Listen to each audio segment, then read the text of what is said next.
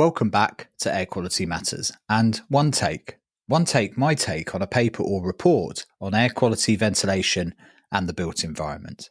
One take in that it's, well, in one take and tries to summarise for you a scientific perspective on something interesting in, well, usually 10 minutes or less, because who has the time to read all these amazing documents, right? This week, I'm digging into a paper that I think is frankly essential. It's titled Application of PM 2.5 Low-Cost Sensors for Indoor Air Quality Compliance Monitoring. And it's from a team including the one and only Lidia Morawska. Now that name alone should tell you it's worth paying attention to. This paper gets right to the heart of a problem we talk about consistently on this podcast. We know indoor air quality matters. We know we need to manage it.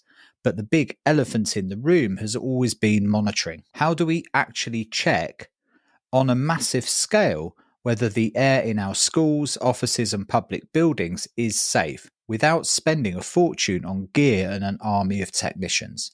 This paper doesn't just ask the question, it provides a real pragmatic roadmap for an answer. So let's get into it. The starting point is one we all know.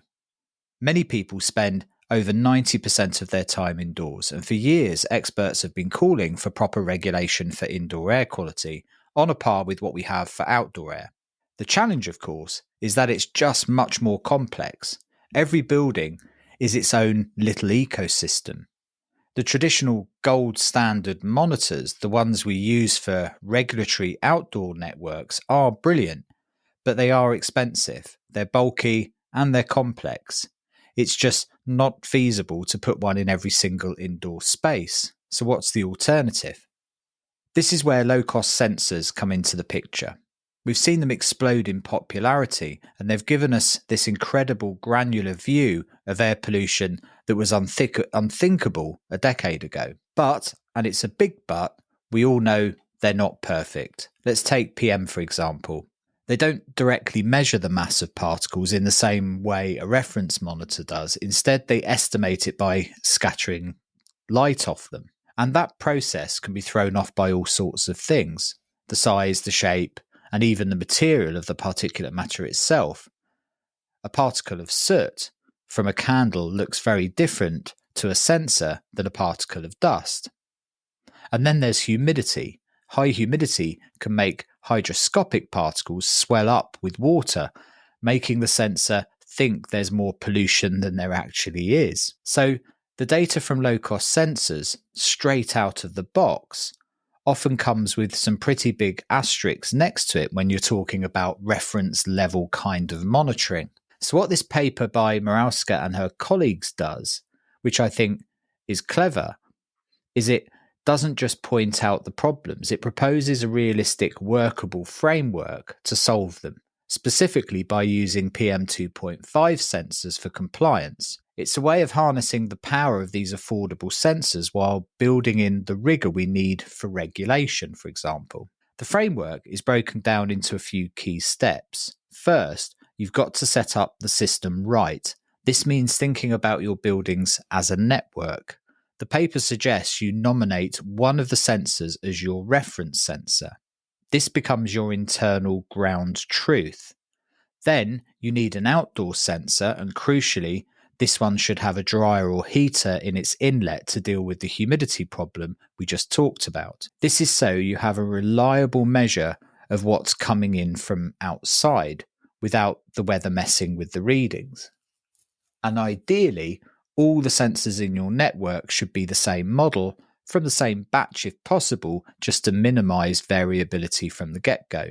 Now here's the really clever part, the calibration. This is what stops the whole thing from being prohibitively expensive. You don't have to drag a 20,000 bit piece of reference kit with you to every sensor in your building.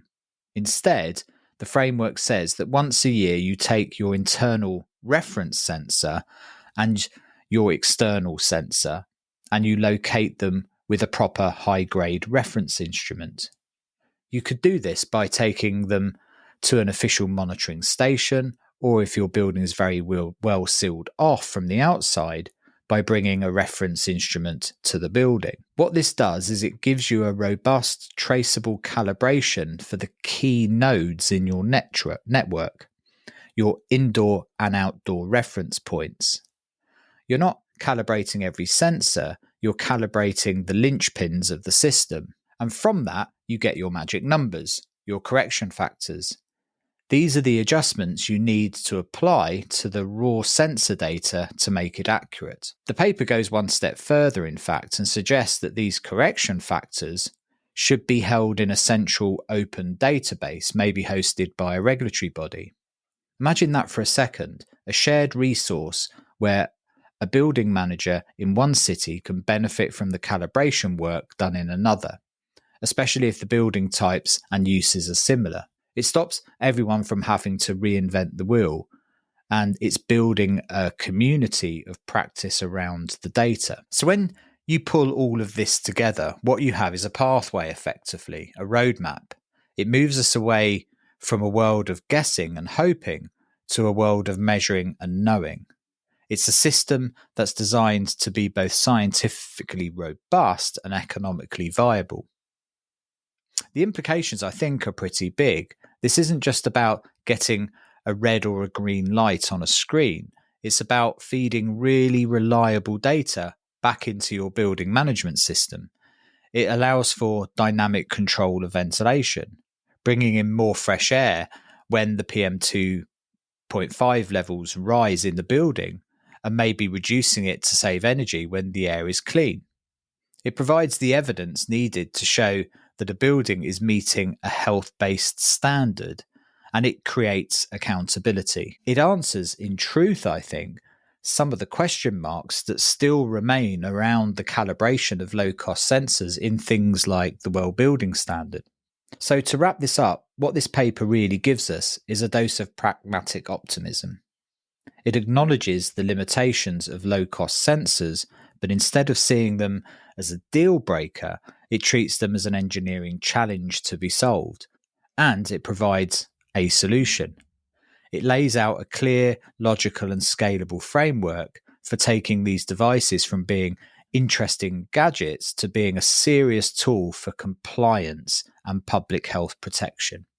Of course, the authors note that there's still things to work out, like agreeing on standard protocols and understanding how different brands of sensors will behave within these networks. But the point is, the foundation is there. It essentially takes the argument away from the if we can do this and moves it firmly to the how we can do it. And for me, that's a huge step forward. I hope you enjoyed this week's episode of One Take. Thanks a million as always to our sponsors Safe Traces and Imbiot. These podcasts wouldn't be possible without their support. See you next week.